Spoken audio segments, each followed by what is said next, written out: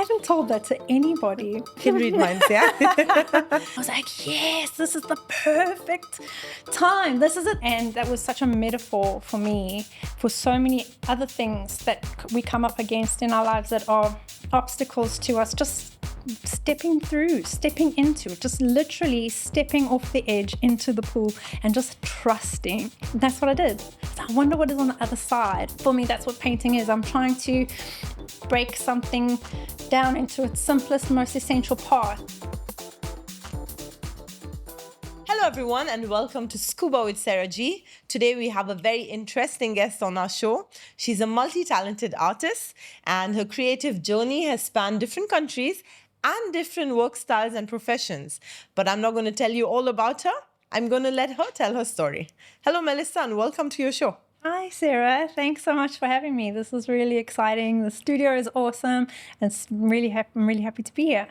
Tell us a little about your creative process and your journey. You're someone who started off as a singer, visiting some of the most exciting countries in the world, and then you journeyed into the art world. So how did that happen? Tell us all about it. Wow, I think I definitely started off as an artist, I would say, in my room as a child, playing around with my colors and beads and anything I could get my hands on. So I think I started off there. And I think actually that is the essence of who I am. Growing up, I had the opportunity to sing in different bands and to perform in all kinds of bars and casinos and whatnot. I was a working singer back home in South Africa. And then I got the opportunity to go and sing first in Dubai and then in Vietnam, South Korea, China, and then Oman. And I did all of that for about 13 years. And then I just realized that I wasn't really happy doing that anymore. I was tired and it was time for just a shift. It was time for a change. And to come home to myself, I think is the best way to put that, because that's what it feels like when I'm in my studio and I'm creating. And so I met my husband when I was singing, and we... Tell us about that fairy tale romance, please. Well, he always says that he was singing and I was drinking, but obviously that's not true. It was a really poignant day, I would say. I did see him across the room, and it was part of my job to go around and talk to the guests and at the club that I was singing at. And I went to speak to him, and you can ask my friend Princess, who I used to sing with, was in my band. And I'd say to her that same night, I said, that man that I just spoke to over there, he's going to be important in my life. I have no idea how, I have no idea in what capacity, but he's going to be important. And I had no idea. So we dated for about 3 months, and then my contract came to an end. Then I went back home to South Africa, and we broke up because of the distance. It wasn't really easy, and he was still working in Oman. And then he came to visit one day, and he stayed for a long weekend, and we were like, okay, we actually just want to be together. So he went back to Oman. He quit his job. He got a job in South Africa. He came back 3 weeks later and was waiting in my mom's garden for me to come and pick him up in his kilt. And he got down on his knee and asked me to marry him. And of course I said yes. We were married 6 months later, and we celebrated our 10-year anniversary just 2 weeks ago. Wow, I've got goosebumps just listening to that story because you guys are the shining example that true love really exists. He's amazing. And I honestly couldn't talk about my journey into becoming an artist without talking about him and his support for me and his belief in me. Like, it just wouldn't be a thing. And I have his unending, unconditional support on this journey. It's not an easy one to become an artist. There's a lot of personal layers to peel back, a lot of fears, a lot of introspection. And he has just been by my side the whole way. I couldn't do this without him. No chance. Wow, that's quite an inspirational story. Let's dig a little deeper though. So you met him, your whole life changed, personally as well as professionally. How did that feel, shedding that layer after 13 years of being a professional singer? Oh, like relief. Yeah. I mean, my adventures of traveling and singing was that. It was a fantastic thing to do with my 20s. Like, honestly, I wouldn't change it for anything. But like I said, I am coming home to myself means me spending time in my laboratory, making things, discovering things, experimenting with things. And that is my happy place. So I get to do that now. And honestly, I've never been happier. Did your journey as a singer impact your life as an artist now? I don't know. It's difficult to say because in my mind, I feel like they're completely separate lifetimes. Wow. Because there was a distinct before and after. So no, I couldn't really say that. I know now more what I don't want. And I know that part of working in nightclubs every single night, 6 nights a week, is very draining. And so I'm very protective of my energy and where I put my time and who I give my energy to. And so in that way, yes, it has affected it. And I spend my time with my craft and with myself so lovingly and so happily. So yes, I would say in that regard, it did affect it. You are someone who grew up in South Africa, which has some of the most beautiful oceans in the world, with the most exciting marine life, which is on people's bucket list for years. Yeah. But you grew up in this beautiful place. Yeah. You got to explore the ocean as a child. You have many beautiful stories about that as well. Yeah. Tell us about your first encounter with the ocean. Was it a Moana moment? I couldn't tell you. I was so young. But my best childhood memories are at the beach. I grew up in Johannesburg, which is about 7 hours drive from the closest beach. We had family that lived there. So we would spend a lot of our Christmas holidays, December holidays down at the coast with my family. And I have the best memories. Tell us about some of those memories. Oh my God, camping, going in my uncle's beach buggy down to with the dogs at the back, just all of us cousins, just the best, most wholesome memories.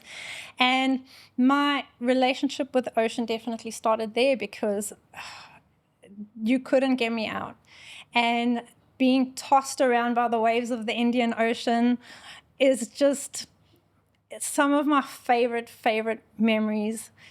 Just throwing all trust and caution to the ocean. It can completely hurt you if it slams you. I didn't care. I just wanted to get past the breakers and I just wanted to feel the bobbing up and down in the waves. And I've been obsessed with the ocean all my life. And do you think meeting Derek was a turning point in terms of your relationship with the ocean as well? Did he introduce you to scuba diving? He definitely did, but it took him 10 years and I'm really mad about that. Can never make a woman happy, yeah? No. Like, okay, to his defense, he did often suggest, let's go scuba diving. And I was like, yeah, that's definitely something that I would like to do someday. But I think living in Joburg, obviously that wasn't really possible. And then we lived in Cape Town. He was traveling a lot. So I was in Cape Town alone most of the time. And also it's really cold in Cape Town. For sure. So that wasn't the right time. And then we went to Saudi, and I don't think that it crossed my mind, even though I hear now that the diving in Saudi is amazing. Beautiful, yeah. Yeah, so it just didn't occur to me. And then when we moved to Dubai, it also just wasn't on my radar. And then about 2 years ago, I was going through some changes in my life, and I was looking for ways to expand my experiences, my relationship with myself. And I just said to Derek, I was like, oh my God, I'm just looking for something new, like just something that we can do together, something that is not going out to brunches and, that type of thing, something more wholesome, something healthy, something in nature. Oh my God, I was just so desperate to spend some time in nature. And he said, oh, I wish you just did some scuba diving. And I was like, I told you 10 years ago. And I was like, yes, this is the perfect time. This is it. This is exactly it. And we phoned Chloe from Chloe Blue Diving immediately. Our neighbors and friends know Chloe, so they put us in touch with her. And then I started my scuba diving journey. Okay, tell us about that very first time. I'm sure you remember how you felt that day. Well, I can't talk about that without first discussing e-learning. Yeah, it's challenging for me to stay focused on that type of learning and that type of study. So it took me a long time. But I got there. I was like, Chloe, I'm ready. And she said, all right, come on down to JA and we're going to start your lessons. And I was like, okay, I'm going to do this. It's going to be amazing. I'm just going to go for it. And we got there. And obviously having done the e-learning, I realized how much there is to consider, all of the dangers. For sure. Because obviously that's what they drum into your head for safety reasons. And it's important stuff to know. And it just seems like a lot on the first day when you're there and you've got to set up this equipment. And I was just like, oh my God, I hope I don't mess up something. I hope I don't forget something important. I hope I don't die. In the swimming pool. In the swimming pool where I can swim and stand. And breathe from a regulator. That I think was like the thing that was out of my comfort zone. Obviously because I love to swim, I love being in the ocean, but being able to breathe underwater just goes against our natural instincts. Sure. And so I think it's perfectly normal to have that reaction. And I just remember looking down at the fins on my feet and I was about to step off the edge into the pool. And I was like, okay, this is all very hot. I'm very, very hot. And I'm very, very nervous. And I'm worried I'm going to forget something. And I was like, okay, Melissa, this anxiety is perfectly normal. And also, you're safe. And what would happen if you just stepped over? And that was such a metaphor for me for so many other things that we come up against in our lives that are obstacles to us just stepping into it, just literally stepping off the edge into the pool and just trusting. And that's what I did. So I wonder what is on the other side of this feeling of me being anxious right now. I'm not going to buy into it. I'm not going to let it steal this experience from me. And I'm just going to go for it. And it changed my life. It changed my relationship with myself. It changed my relationship with nature. It gave me, oh my God, just the biggest sense of awe and love for the ocean, for myself, for this trust that I was building in myself. And I just have not been the same since. I've seen your transformation, right, from that open water advanced journey to becoming a dive master. Yeah. So that's something you've been celebrating recently. Yes. Well, tell us about that feather in your cap. How did you feel looking back to the person who didn't even want to take that one step to someone who can now train other people and be a role model in terms of scuba diving? I think that is it. You just hit the nail on the head. I'm able to identify that same trepidation, that same hesitation in other people, and to be able to work with them. Pool work is my favorite. And to be able to do that with them and to talk them through and to high-five them along the way is my absolute favorite part of it. And I think you guys all need to know that Sara was training to be a dive master when I was doing my open water. And so we've grown in this together. It's just been such a great journey to do this with you as well. Same here, honestly. I wouldn't trade it for the world. Another thing I want to touch upon is teaching kids. I think you have this beautiful connection with kids. Thank you. And I see your eyes just light up when you're teaching kids. I do. How do you feel when you're in the water with kids? They're just so fun and they have no filter. And it's not just scuba diving. I actually love teaching kids art as well. So I've done a few workshops as well with kids, and also for the summer camps with Chloe doing these scuba and snorkeling summer camps. So I do the art and craft segment with her. And I just love it. They are so unfiltered, so raw, so unabashedly bleh, all over their paper. They haven't got to that overthinking perfectionist sort of way yet. And I always just feel like I have so much to learn from them. And just their abandon, just their complete creative freedom. It doesn't matter if they mess up this paper or if they get paint everywhere. There's another one. There's going to be 20 million other bits of paper. And it's just such a great thing to take along in my own practice. Thank you so much for sharing in depth with us how the ocean has inspired your life personally. But let's now move to your art. And how has it inspired you in terms of the pictures that we see you design now? Well, I would like to say that there is no ways that it couldn't have inspired me. From the very first time I deflated my BCD and I descended that waterline going past my mask, and I just looked down and I was like, wow. And it blew my mind. And the very first painting that I did, a complete piece that I did after that, was my painting Descent.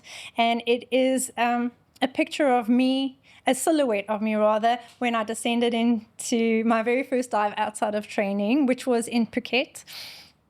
And the wonder of everything that was below me. And I took my experience with abstract painting and I just put it there, all the colors, all the splashes. And I just love this painting so much because it really does capture, it's a milestone painting for me. Like all my paintings tell a story to myself. They're all marks in time.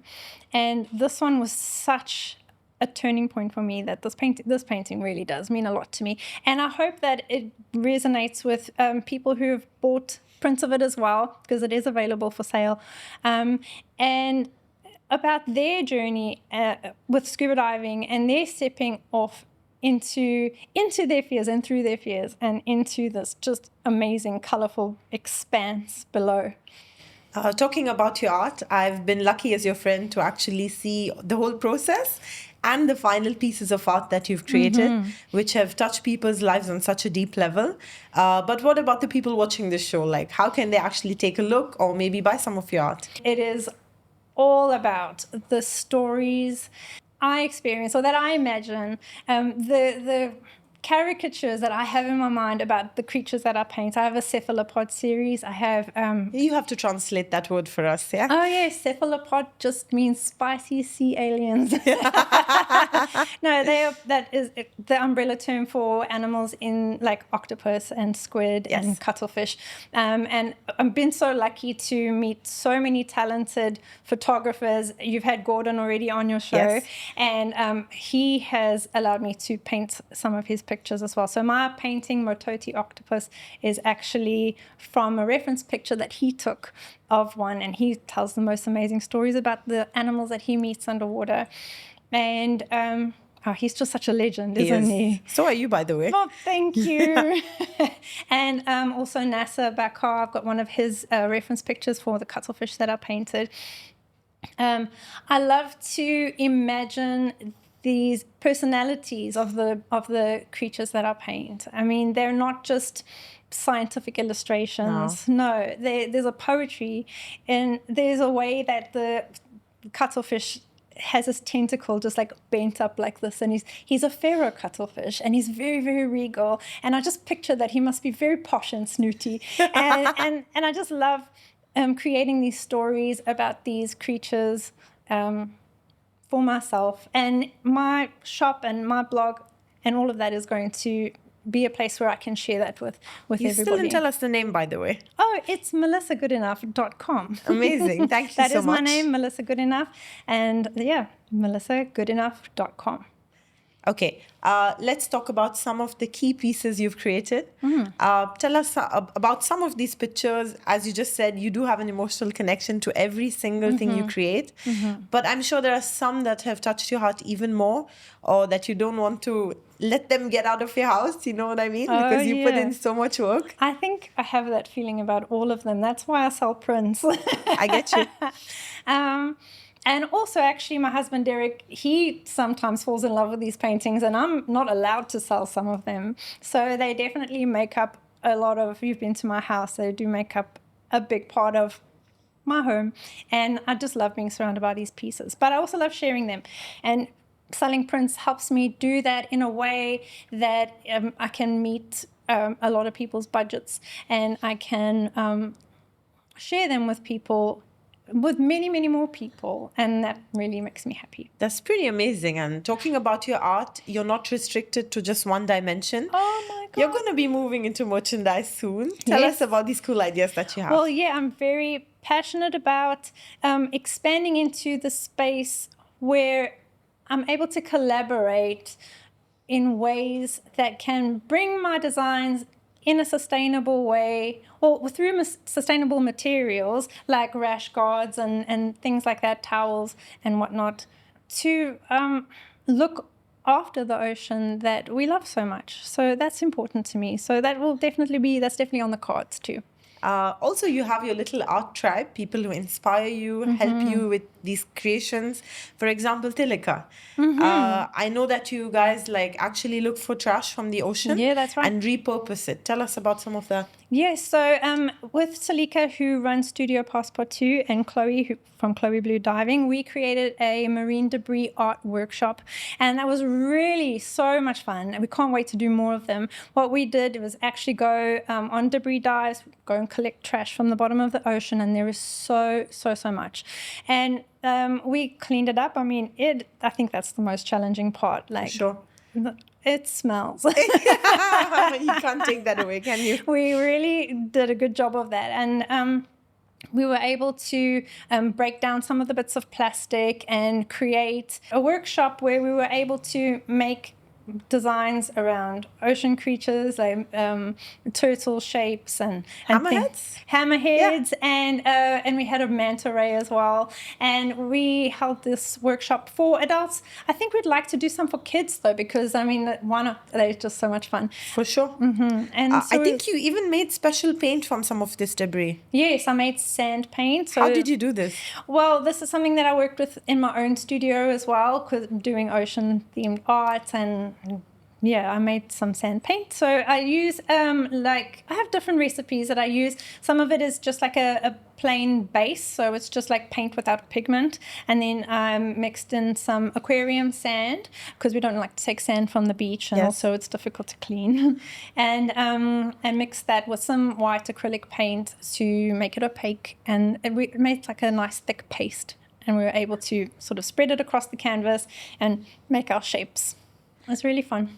Every time I come to your house, you have a new project that's happening in this secret studio of yours, which no one gets to see, but I'm happy I get to come and check it out. One of the days I visited you, I saw you with, from a layperson's point of view, I saw you with the giant canvas, with some paint, with some sand, moving it all around to get special textures. Yeah. Tell us about that. What exactly were you doing that day? Well, I was working on a commission for a family that had just moved here from Norway, and they were looking for some pieces that brought them a sense of calm and serenity into their space. And that's kind of what I specialize in, is collaborating with people and finding out what it is that they love. I've worked with interior designers. We do the same thing, especially with abstract art. So that's what I've been doing up until the point of doing ocean art specifically.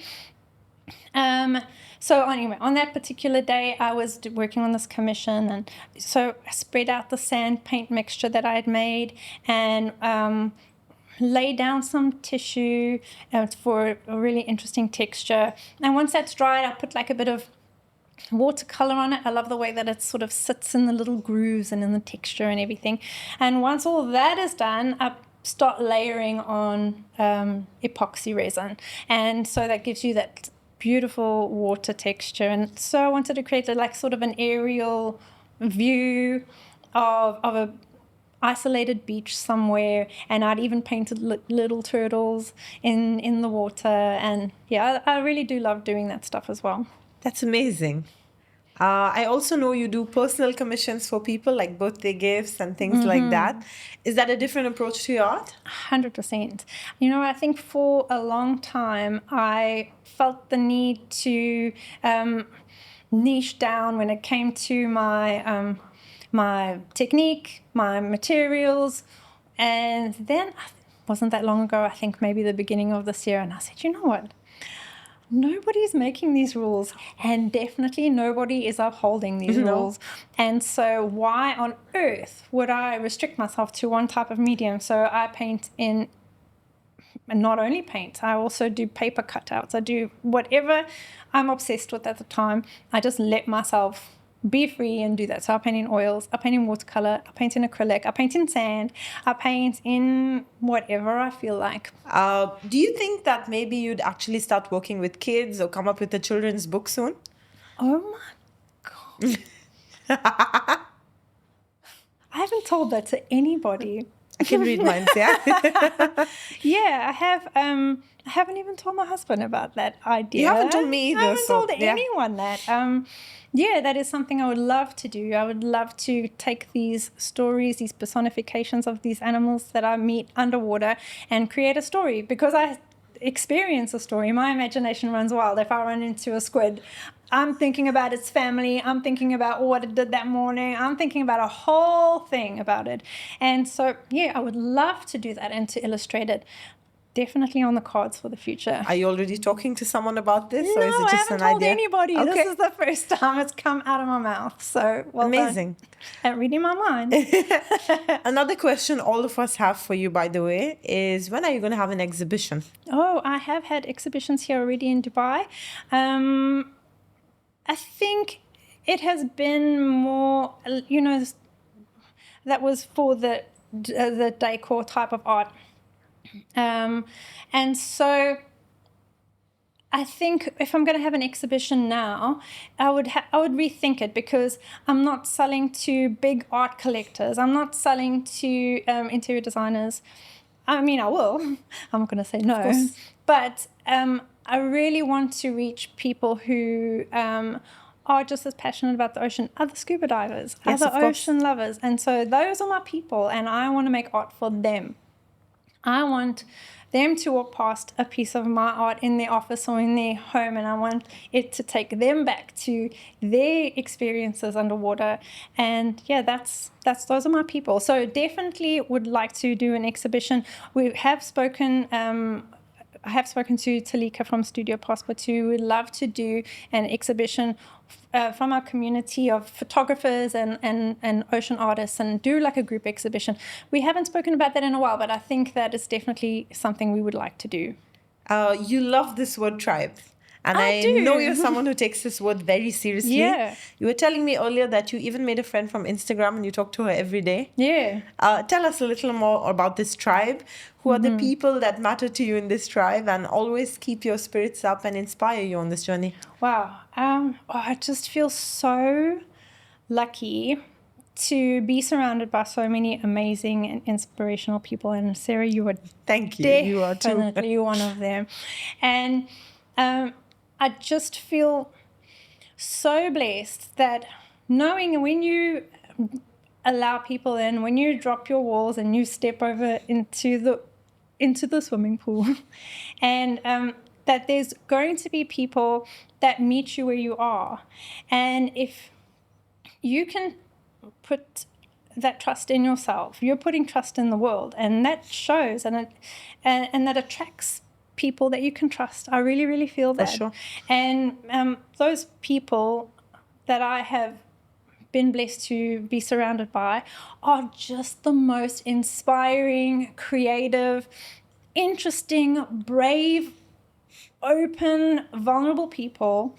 And that makes me feel like, wow, if I'm surrounded by so many people like this, I must be like that. Of course you are. And I am. Yes. And it's just such a great thing, because to be able to love and support each other without any ulterior motive, just for the joy of being able to do that, is just such a gift. You're someone whose eyes light up and who is such an inspiration and a positive person.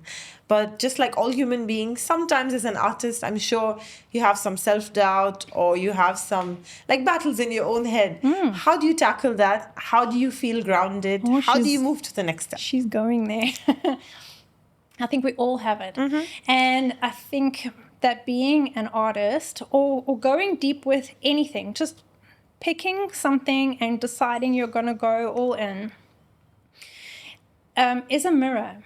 And it's going to show you things about yourself, because you're going to come up against resistance all along the way. This is just human nature. We don't like to step out of our comfort zone. Our subconscious wants to keep us safe. And so when you allow yourself to go, I'm just going to go for it. It doesn't matter what it is. It doesn't matter if it's painting. It doesn't matter what it is. When you decide to hand yourself over, you're going to face yourself. You can't hide from yourself. And that is what this journey means to me. It's so much more than just creating a pretty picture that I can sell on the internet. It is about peeling back layers of conditioning, of fear, of stories we tell ourselves about what we think the world is like, about questioning everything and finding out what is the true, authentic essence of it. For me, that's what painting is. I'm trying to break something down into its simplest, most essential parts. And essential, that's a great word because it's the essence, essential. What is the most authentic crux of this? What is the unnecessary stuff? And peeling it away and finding out where is that pearl.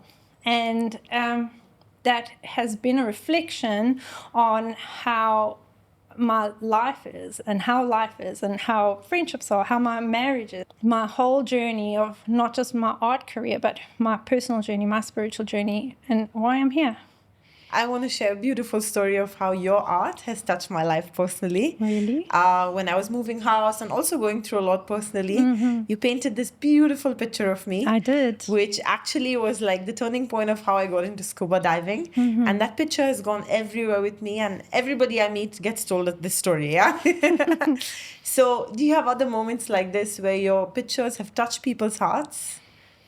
I think that painting for you is just like what the other painting was for me, you know, and it symbolizes that diving in, literally. The painting that I did of Sara, I'm sure we can share it somehow, is of you literally diving into the ocean. Yeah, I just love knowing that it means so much to you. And it was such a pleasure to paint it. And you look amazing. So it was easy. Thank you so much. I know you're someone who's extremely humble, but you're someone who inspires everyone, not just on a personal level, but as an artist. Thank you. What's your message to aspiring artists, especially those who are connected to nature and are trying to do something different, something niche, something which maybe their parents still look at them like, why are you wasting your time? What's your message to people like this? Don't give up. Don't ever, ever, ever give up. The world is not going to understand what you're doing. You're not going to understand what you're doing. And you've just got to trust the process. I know that sounds like a cliche, but it is for a reason. And there are going to be times when it is hard. And there's going to be times where people don't believe in you. And there's going to be times when you don't believe in yourself. And you know what you got to do. You just got to keep on pushing on and rest often. And take care of yourself, because this isn't a race. This is a long journey. And you've got to be kind to yourself, especially in your own mind and your own heart. Be so kind. You can never be kind enough. And when you think you're being kind enough, be more kind. Because that's what it takes. It takes compassion. It takes compassion for yourself. It takes compassion for the process. It takes compassion for other people. It does. It takes lots and lots and lots of love. It needs to be much bigger than your fear. Another thing I want to touch upon is mentorship. We were talking about this earlier. And especially as artists, we always need someone to help us sometimes, or remind us of our talent, or bring us back to center sometimes, you know. Have you had mentors in your life in the art world? I haven't really. You know, after speaking about my singing journey, it was a very interactive kind of life. And so I think that I have enjoyed my solitude when it comes to my practice. But I do realize how important community is. And they might not be artists per se, but they are the people that I surround myself with, including you, are all very creative, driven people. And so you might not be a painter, but you are an award-winning DJ and just all-inclusive, awe-inspiring person. And I'm lucky enough to be surrounded by so many people like that. And so, yeah, it might not be an artist mentorship, but I have mentors in my life, in my friendships. And, yeah, I'm so lucky. Another important thing, but you are someone who is like going to be the best mentor ever in terms of art and people following their path and their life purpose. So if anyone wants to reach out to you, how can they find you? You can find me on Instagram. It's Melissa_Goodenough_art. And my website, which is melissagoodenough.com. And yeah, that's where you can find me. Do you think you have a little time if anybody wants to reach out and be mentored by you?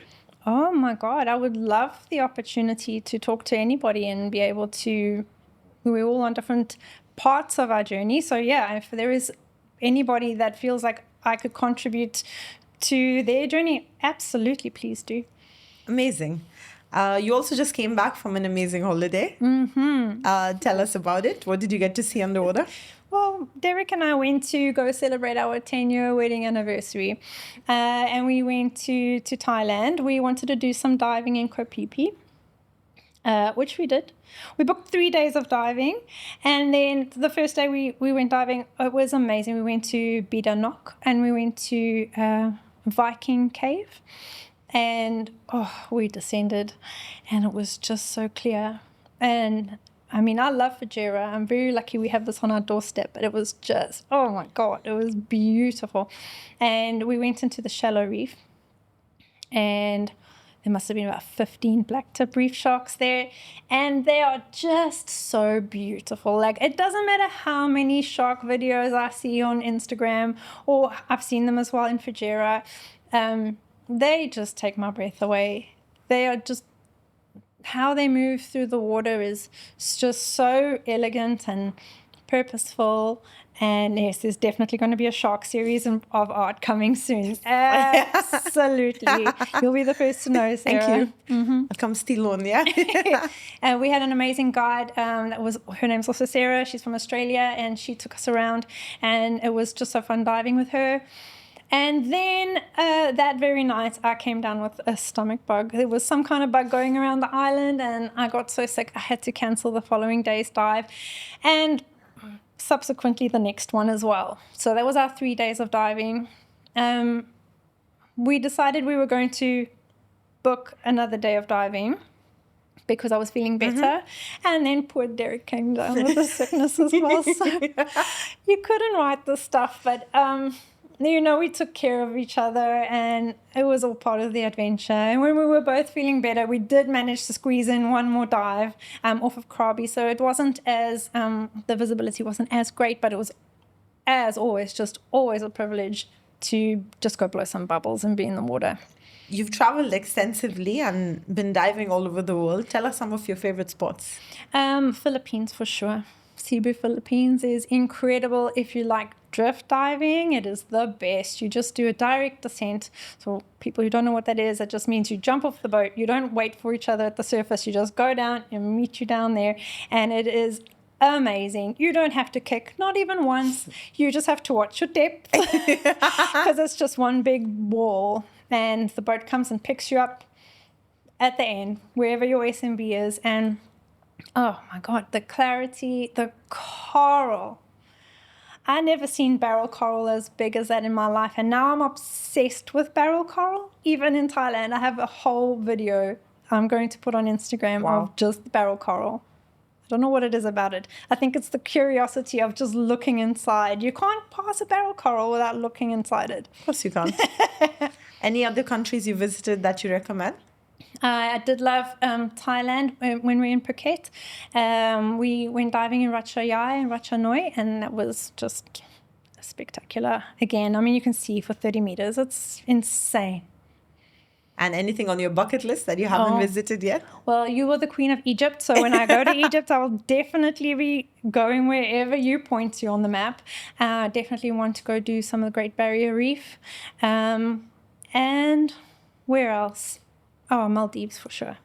What about South Africa? Oh, yes, South Africa. Definitely. East Coast, I'm a warm water diver. Yes, for sure. It is cold on the West Coast. I know you guys think that it's Africa, it's warm. No, I've been diving in Cape Town. I know you have. I will never do that again. It is cold. I think as an ocean lover, and I love to swim in the ocean, I think I spent a total of 5 minutes when I lived there in total, like 3 attempts in and out. That was me. It's cold.